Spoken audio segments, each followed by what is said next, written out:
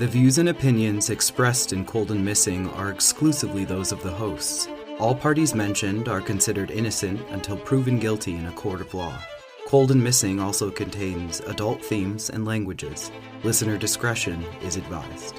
I'm your host, Allie McLaughlin-Solkowski. And I'm your co-host, Eli Solkowski. And this is Cold and Missing, where we cover cold cases and missing person cases. Hello, everyone, and welcome back to Cold and Missing. I'm Allie. And I'm Eli. Welcome back, everyone. Thank you for joining us on our podcast. And again, at the top, just thank you to all the support we've gotten over the last few weeks, months even. Seeing lots of reviews come in, seeing the numbers just grow and grow and grow. So thank you if you've told somebody in your life to check out a podcast or shared an episode. It all means a lot to us and the mission that we're trying to do here at Cold and Missing. Just witnessing the community engaging, that's exactly what we set out to do. So it's very cool to see, and love seeing the comments, love seeing you guys engage with each other and with us. But with that, should we just go ahead and jump into this week's episode? Episode 102. Let's do it. So just as a bit of a content warning, this case does involve a young person.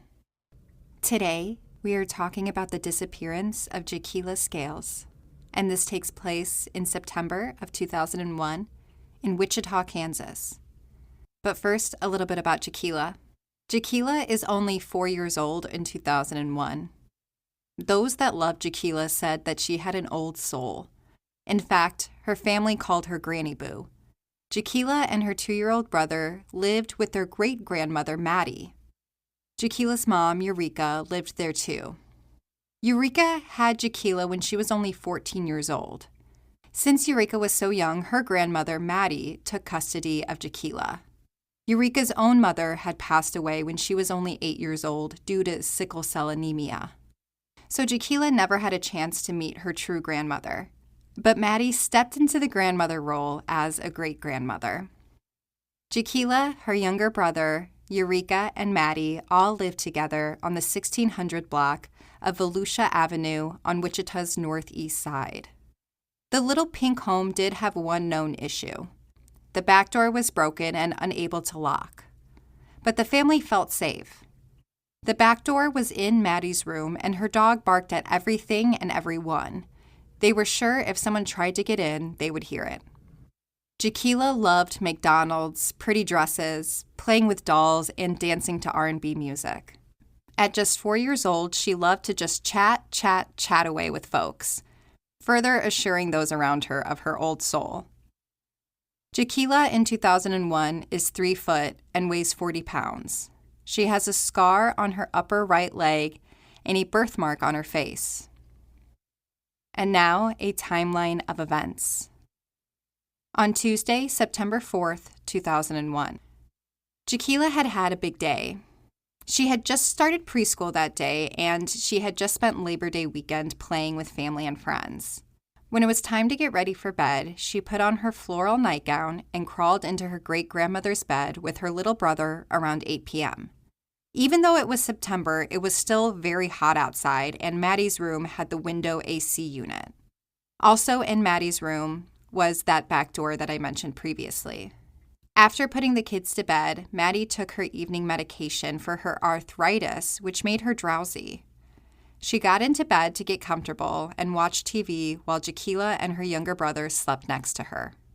At around 12:30 a.m. on Wednesday, September 5th, so that same night, but technically the next day, Mattie notices that Jaquilla is shivering while sleeping so close to the AC unit. She covers her up with a comforter. At around 3 a.m., Mattie wakes up again and finds the bedroom back door wide open and Jaquilla is gone. Mattie starts searching for Jaquilla immediately. Mattie hadn't heard her dog barking, so she begins checking the house, looking in every space that Jaquilla could possibly fit in. And when she doesn't find her, at 4:06 a.m., she calls 911 to report her missing. By 4:30 a.m., police are knocking on the door of the apartment where Eureka was staying. Eureka had been spending nights with friends and getting some space from her grandmother as they were starting to bicker more and more. Her and her friend had been staying up watching TV for most of the night.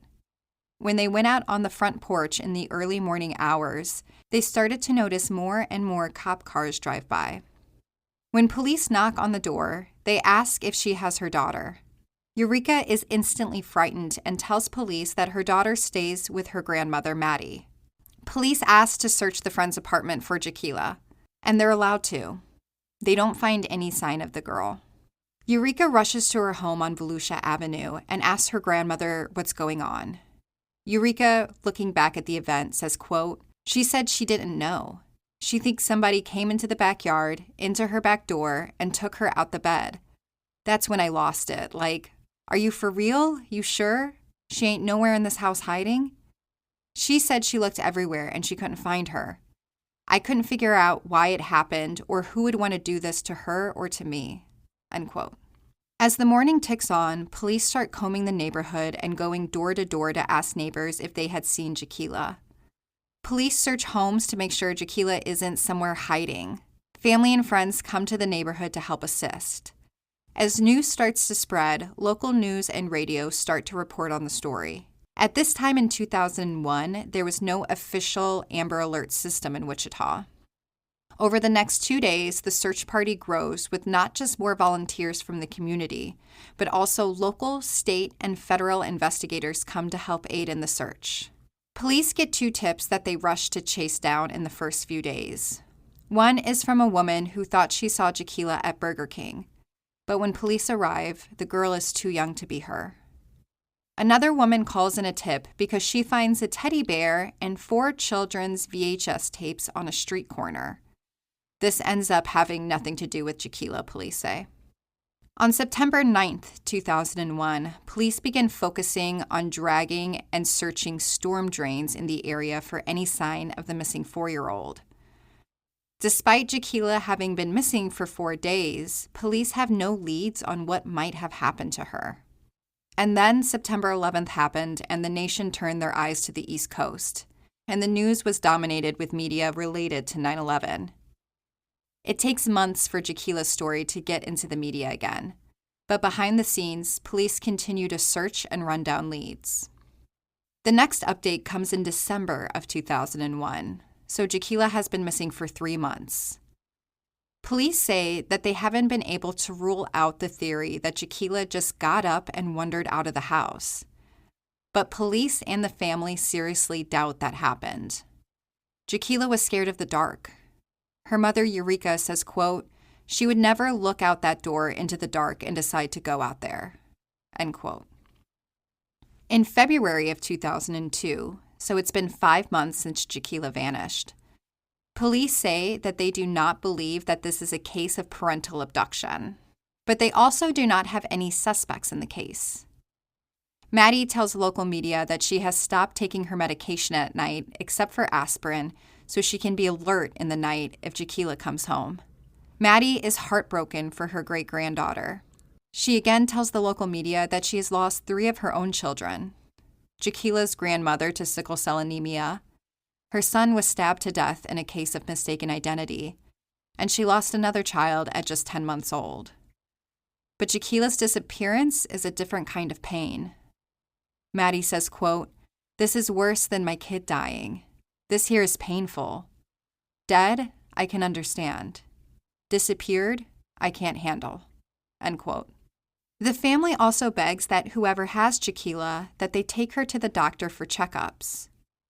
It's revealed here that Jaquilla also has been diagnosed with sickle cell anemia. Mattie says, quote, "Whoever got her, please make sure she gets her checkup," end quote. In September of 2002, so it's been 1 year since Jaquilla disappeared, and there has been some progress on her case. Police say that they have ruled out Jaquilla's family as being involved in her disappearance. However, police are now at a dead end with the case. Lieutenant Roy Mitchell says, quote, "We still have no suspects. We really don't know what happened that night," end quote.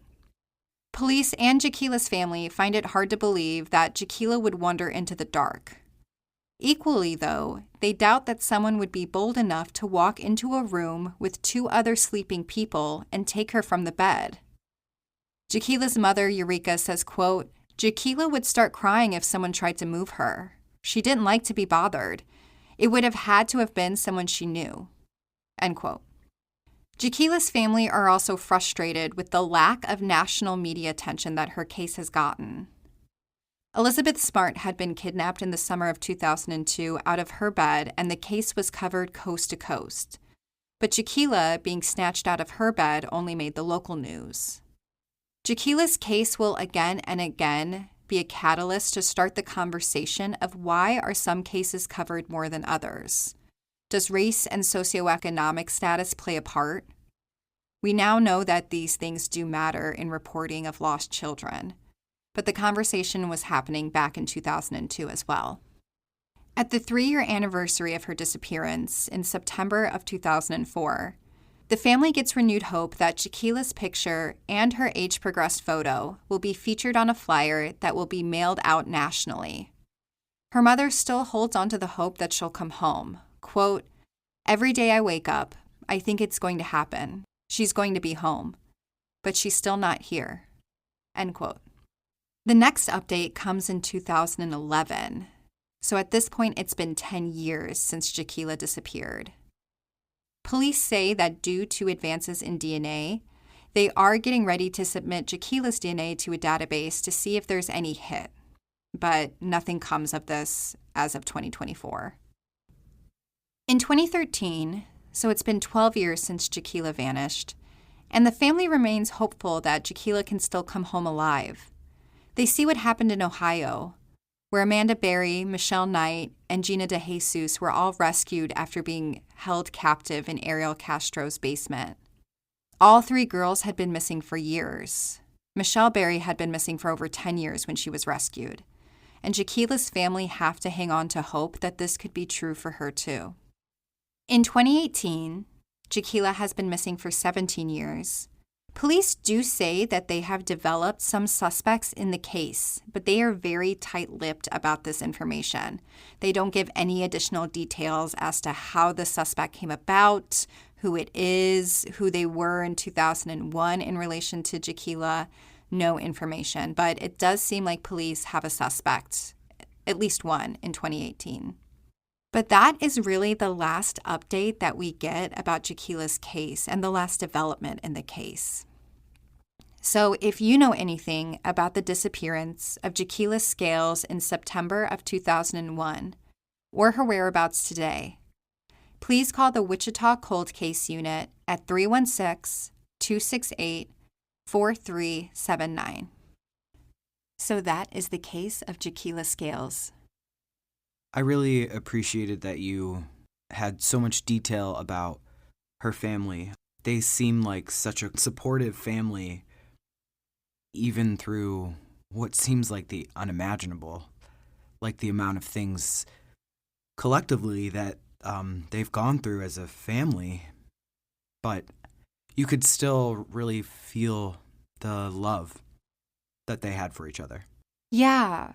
Jaquilla was very close with her great-grandmother, Mattie, and they had a very special bond with, Jaquilla having the nickname Granny Boo. Just really sweet. I loved the nickname Granny Boo for a little 4-year-old. It made me laugh, and I understood that 4-year-old kind of perfectly with that nickname. Yeah, I could very clearly see her and her spirit in my head. But what seems like extra vicious about this crime happening is that the familiarity of the family. Even when you said the pink house, I could instantly picture it. And yeah, it seemed just extra vicious to me because I can see and feel the family so clearly. Absolutely. What happened even all these years later, as of recording this, it'll be 23 years since she's vanished. And police still don't seem to have a clear picture of exactly what happened that night. I have so many questions about what evidence they were able to gather during those first initial days. Yeah, me as well, because what I wrote down was sleeping in safety, the way that they just slept as a family. I guess I wanted to hear your thoughts more on that because, like, it was a small house. They were sleeping close together. Like, how did... I just want to know what you think about it. It is a small house. Whenever I looked it up on, Google Maps, it is a small house with Mattie, Jaquilla, and Jaquilla's little brother all sleeping in the same bed in a tight room. Like, the bedroom wasn't that big either. And from the description, it sounds like the back door was kind of right next to the bed. It does seem very emboldened that somebody would just walk in and grab her and leave with two people sleeping. And granted, one of them is a young 2-year-old, but the other person is an adult. And yes, she did have medication that made her drowsy. It's still a very bold move. Yeah, bold and equally as nightmarish. Like, the description of waking up and, like something being a few degrees off, but like shocking and startling to wake up that way. But the community really showed up for this family, and I just had to, make extra note of that because it seemed like everyone was there for them instantly. Yeah, and I do just want to say one thing here, kind of about the timeline of Jaquilla going missing. There are some family members who have cast doubt on Mattie's story of things, but one thing that is certain in police reporting and all the media reporting are the times. So it does seem very surely that at around 12:30, around midnight, Jaquilla is seen, and then around 3 a.m. she's gone. So it's a 3-hour window that the unimaginable happens. Yeah, and with the unimaginable, there was a global unimaginable with 9/11, and something that I wrote down was the shift in focus that just like has to happen because like the national trauma, because it's just so big, it has that it has to be, they're just heartbreakingly difficult to like know that even though you have a loved one who is missing, that like this is also happening in the world. And it's just so much, and this family has been through so much. I really hope that they find answers.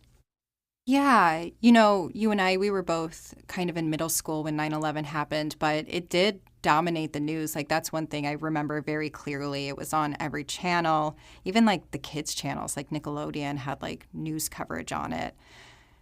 So it was everywhere, but because the national attention had shifted, how many other people went missing right around this time that just never got the coverage that maybe they should have gotten because attention was elsewhere? It just feels like these victims and kind of the echo of everything. That brings me to the like harsh reality of that. Brings me to ask the question of why do you think law enforcement was so tight-lipped? You're talking about the suspects that police talked about in 2018? Yes, I know this timeline had a lot in it, but something else I wrote down was the timeline and like comparison and clarity was present. I followed along, but yes, what I'm talking about right now is from 2018. Yeah, I'm really curious about the suspects. Or suspects. It really does seem like police have developed a couple of promising leads. I would be very curious to know, if I could sit down with police and know anything, I would want to know what the status of these suspects are. Are they still interested in these people? Have they been able to rule them out? Are they just kind of waiting for the one tip to confirm involvement? I would really be curious to know where the case stands today and what's being done for Jaquilla today. Well, I think what we can do here is just, bringing her name to the forefront, and hopefully people listen and her name gets circulating again and her story, because her family really deserves some peace. Absolutely. Her family deserves answers. And Jaquilla deserves to come home. You know, if she's somewhere, she deserves to come home to her family. She didn't get to spend a lot of her life with them, so she deserves all of the time. And again, if you know anything about the disappearance of Jaquilla Scales in September of 2001 or her whereabouts today, please call the Wichita Cold Case Unit at 316-268-4379. And we will have Jaquilla's picture, what she looked like at 4 years old, as well as her most recent age progression up on our Instagram at Cold and Missing. So if you're following us there, please share the photo of Jaquilla and the age progression just to get it out there in your stories, in your community. Please share it, get her face out there, her age progression out there, and her case out there. And again, you can find us at Cold and Missing. And like I said at the beginning, thank you all so much if you've taken the time to review us this summer. I really appreciate the comments, the feedbacks. It means so much to me that you would take the time out of your day to communicate and just tell us your thoughts. So thank you. If you have the time today and you want to tell us something, go ahead and do it. You can leave us a review, 5 stars on Spotify, 5 stars in Apple, and a written review gets us really far with finding more audience members to listen to these cases. And if you or someone you love is hard of hearing, you can find transcripts to not only this episode, but all of our other episodes on our website, www.coldandmissing.com. You can also reach out to us there, leave a review there if you're not on Apple Podcasts. There's a lot on our website, so go click around and see if there's some cases you haven't listened to before. Thank you again so much for listening to Cold and Missing. I'm your host, Allie. And I'm your co-host, Eli. Have a good week and stay safe, y'all. Stay safe, y'all.